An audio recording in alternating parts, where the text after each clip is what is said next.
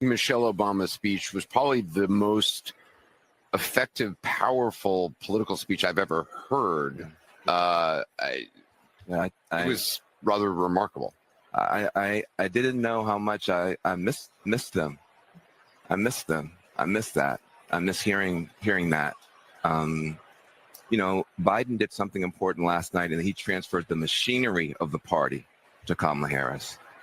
The Obamas renewed the magic of the movement. That's what they were transferring. And they did it beautifully. They did it powerfully. Obama used nostalgia in a beautiful way. He didn't say, make America great again, we're going to go back. He reminded everybody of the best things about our families, about our neighborhoods. That was beautiful. And then Michelle, she wasn't doing the minister role. She was really doing the coaching role, in that she called the right out. She said, you guys, she talked about the affirmative action of generational wealth. She talked about the luxury of whining and cheating that other people don't have. But she didn't stop there. She also called the left up. And she said the whining on the left needs to stop. The Goldilocks, they're not perfect. This was a masterful act of leadership. It was a sacred task. They took it on well. It was like an oasis. I didn't realize I had been in a spiritual desert until they created that oasis on that stage, and they did a beautiful job tonight. David? Look, all right. So that's I'm sure those of you guys who are like regular listeners of the show can already tell why it is exactly that I just love that clip. But it's a theme that I've been talking about for many years. But it's just like, look, man, statism is a religion. And for anybody who thinks they should be in different categories, you're not getting it. You're not getting it. They're the same exact thing. This shit is a religion. And if you think about this, like these purely emotional appeals that have nothing to do with anything and literally nothing of substance. They're not even pretending there's anything of substance in there. It's just like how great it made me feel, and it reminded us of the best of us and what we can be if we're together. And Michelle Obama just handled it just right.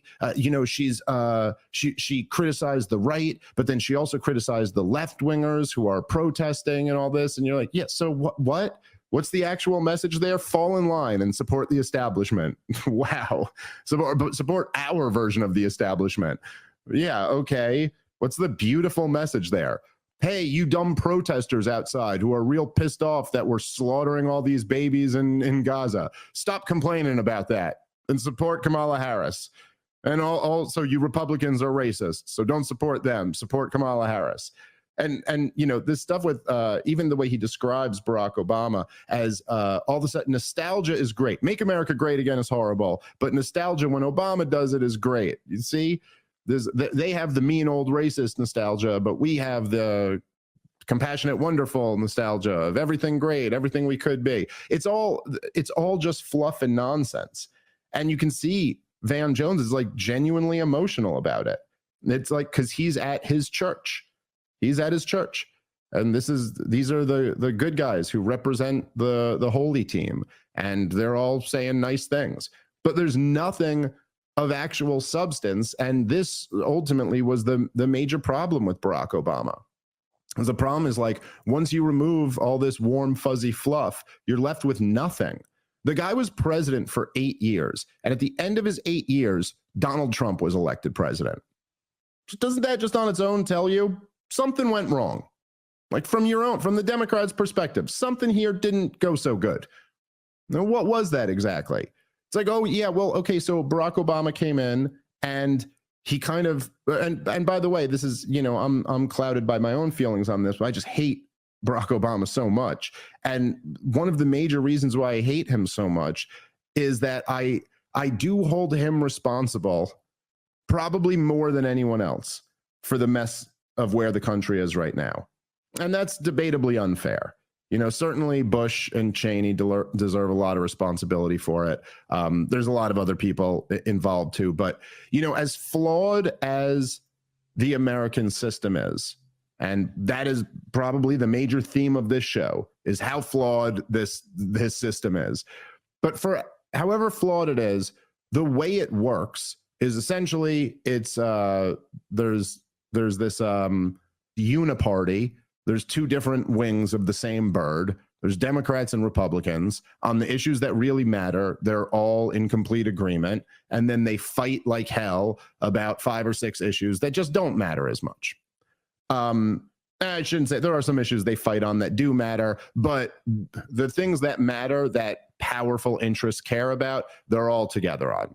It's not like one of them is for drastic cuts in the military budget and the other one's for increases. So they're both for increases. It's not like one of them is for, like sound money and the other one's for a central bank fiat currency. They're both for a central bank fiat currency. They're both for increases in government spending. They're both for, like big corporate bailouts and corporate welfare and all that type of shit. On all those issues that really, really matter, all the issues that are destroying the country, they're all together. And, we have $35 trillion of debt in this country. And who's responsible for that? The Democrats or the Republicans? Oh, yeah, both of them. Like, they're all together on this.